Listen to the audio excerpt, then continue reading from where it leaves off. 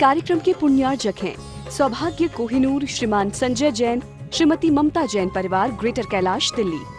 सौभाग्य भक्त श्रीमती संतोष जैन, श्री मुकेश जैन, श्रीमती सपना जैन, श्री हितेश जैन, श्री मयंक जैन परिवार, C78, सुशांत लोक 1, गुरुग्राम। सौभाग्य भक्त श्री भारत जैन, श्रीमती अनु जैन परिवार, अशोक विहार, दिल्ली। सौभाग्य भक्त श्रीमती रेवती देवी जैन, श्री ईश्वर चंद्र जैन, रेणुका जैन परिवार, हौज खास, दिल्ली। सौभाग्य भक्त श्री प्रद्युम्न कुमार जैन, श्रीमती आभा जैन परिवार, साकेत, दिल्ली। सौभाग्य भक्त श्री राजेंद्र जैन, श्रीमती कुसुम जैन, श्री कपिल पूजा जैन, वर्षिका जैन परिवार, ईस्ट पंजाबी बाग, दिल्ली।